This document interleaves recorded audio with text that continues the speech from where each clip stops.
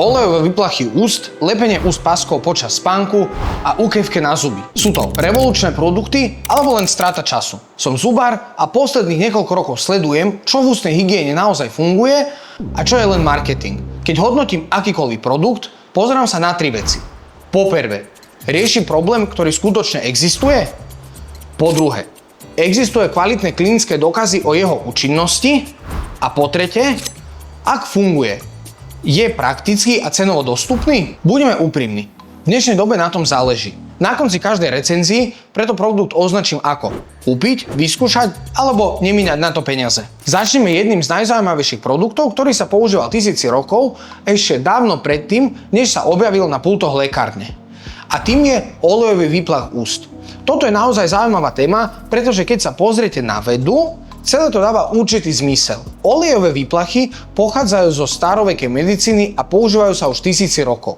Myšlienka je jednoduchá.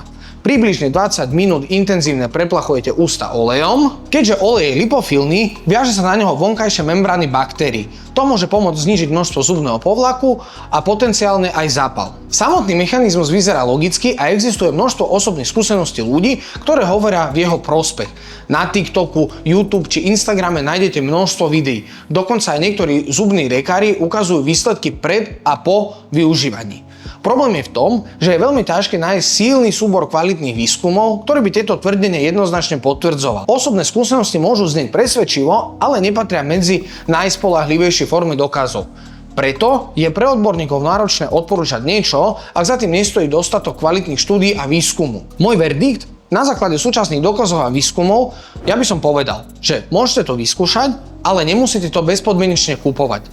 Poďme na druhý produkt. Lepenie úst páskou počas spánku. Toto je fascinujúca téma, pretože dnes sa stretávajú moderné trendy a moderné videá. Otázka znie, stojí to za to a musíte si lepiť ústa páskou? Bol som natoľko zvedavý, že som to vyskúšal aj na sebe. Vieme, že dýchanie ústami a chrápanie môže byť významnými ukazovateľmi porúch spánku. Tieto problémy by sa mali riešiť včas, pretože môžu viesť k ďalším zdravotným komplikáciám. Prekvapivo som po používaní pásky cítil oddychnutejší. Mal som lepšie výsledky spánku a ráno som sa budil s menším pocitom sucha v ústach. Odborníci však upozorňujú, že aj keď môžete mať subjektívny pocit lepšieho spánku, vedecké dôkazy zatiaľ nepotvrdzujú významný prínos tejto metódy. Práve preto o tom hovorím. Niekedy existuje rozdiel medzi tým, čo človek subjektívne cíti a tým, čo ukazuje veda. Môj verdikt na základe súčasných dôkazov je preskočiť. Ak však dokážete bez problémov dýchať nosom, použitie tenkej zdravotníckej pásky má pravdepodobne len minimálne rizika a môžete to vyskúšať. Poďme ďalej. Číslo 3. Bieliace zubné pasty. Ľudia míňajú obrovské množstvo peňazí na bieliace zubné pasty v nádeji, že získajú bielší úsmev. Tu je realita. Množstvo bieliacej látky, teda peroxidu vodíka, ktoré môže byť obsahnuté v bieliacej paste, je obmedzené. Dôvod je jednoduchý. Ak sa bieliaca látka dostane na ďasna vo vyššej koncentrácie, určite ich poškodí. Preto býva koncentrácia približne okolo 2% peroxidu. Porovnajme to s profesionálnym bielením v ambulancii. Tam používame koncentrácie okolo 40% a zároveň chránime ďasna špeciálnymi bariérami. Prečo to spomínam? Pretože aj keď bieliaca pasta nemusí byť škodlivá, pri tak nízkej koncentrácii nemôžete očakávať výrazne bielší úsmev. Je to asi ako keby ste sa pokúšali nabíjať Teslu nabíjačkou do MacBooku. Môj verdikt? Preskočiť. O chvíľu si povieme o metóde bielenia, ktorý naozaj funguje. Poďme na číslo 4. Elektrické zubné kefky. Sú elektrické kefky ozaj o toľko lepšie ako manuálne? Viaceré štúdie ukazujú, že elektrické kefky účinnejšie odstraňujú zubný povlak a pomáhajú znižovať zápal ďasien v porovnaní s manuálnymi kefkami. Nie všetky sú však rovnaké. Niektoré modely majú príliš vysokú intenzitu, ktorá môže časom poškodzovať alebo spôsobovať ústup ďasien. Iní používajú príliš abrazívne hlavici. Preto záleží nie len na tom, že používate elektrickú kefku, ale aj na tom, akú si vyberete. Dôležitý je správny nástroj. Moje odporúčanie je jednoduché. Vyberte si kefku s mäkkými alebo s stredne tvrdými vláknami a používajte najnižšiu intenzitu, ktorá vám vyhovuje. Mnohé moderné modely dnes ponúkajú viacero úrovní výkonu. Niektoré navyše kombinujú klasické čistenie s ústnou sprchou, takže čistia nie len povrch zubov, ale aj medzizubné priestory. To je obzvlášť užitočné pre ľudí s ortodontickými aparátmi, strojčekmi alebo pre ľudí, ktorí majú veľa koruniek alebo implantát. Veľká otázka znie následovne. Oplatí sa investovať do kvalitnej elektronickej kefky? Za mňa jednoznačne áno. Používal som aj podstatné drahšie značky, ktoré stali dvojnásobok ceny, no neprinášali lepšie výsledky. Moderné elektrické kefky navyše vydržia na jedno nabitie aj niekoľko týždňov a sú veľmi praktické na cestovanie. Môj verdikt? Určite kúpiť. Samozrejme, prosím vás, vyberte si kvalitný model. Teraz sa rýchlo vrátime k otázke bielenia. Existuje niečo, čo skutočne funguje? Číslo 5. Profesionálne bielacie gely s individuálnymi nosičmi. Práve tu sa začína skutočné bielenie. Používajú sa individuálne vyrobené nosiče, ktoré vám pripraví váš zubar. Tie držia bieliaci gel na zuboch približne 30 minút alebo aj dlhšie. Takýmto spôsobom môžete dosiahnuť výraznejší a dlhodobejší efekt. Môj verdikt? Oplatí sa to kúpiť. Je to klinicky overená metóda a keď ľudia vidia výsledky, majú väčšiu motiváciu ju používať. Poďme na ďalší produkt. U-kefky. Keď som ich prvýkrát videl, myslel som si, že to je len nejaký vtipný marketing na TikToku. Nechcel som ich však okamžite odsúdiť, pretože chápem, že môžu mať svoje využitie. Napríklad pre ľudí s obmedzenou pohyblivosťou rúk. Preto som sa pozrel na dostupné vedecké štúdie.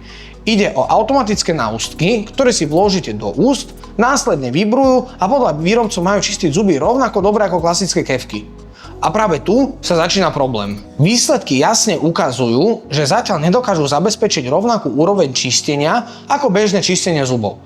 Nemôžeme obetovať zdravie kvôli pohodliu a marketingu. Môj verdikt? Nemíňať na to peniaze.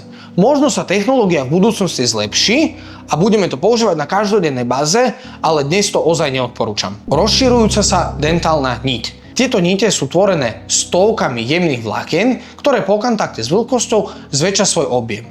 Majú štrukturovaný povrch, ktorý zachytáva viac nečistot. Klasická dentálna niť je tenká a hladká. Je urobená tak, aby sa ľahko klzala medzi zubami a dásnami. Výhodou rozširujúcej sa nite je práve to, že dokáže zachytiť viac zvyškov potravy a povlaku.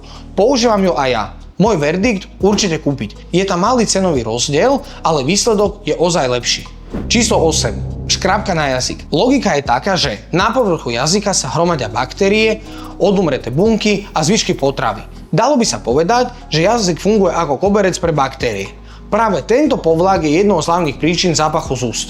Štúdie jasne poukazujú, že používanie škrabky na jazyk znižuje množstvo baktérií, ktorý spôsobuje nepríjemný zápach v ústach. Tvrdý povrch škrabky odstraňuje povlak účinnejšie ako klasická zubná kefka, ktorá ho často iba presúva po povrchu jazyka. Môj verdikt? Kúpiť. Je to jednoduchá pomocka, ktorá prináša reálne výsledky a citlivé zmeny. Zubné pasty s nanohydroxyapatitom. Veľmi často sa ma pacienti v ambulancii pýtajú, či môžu používať zubnú pastu bez fluoridu.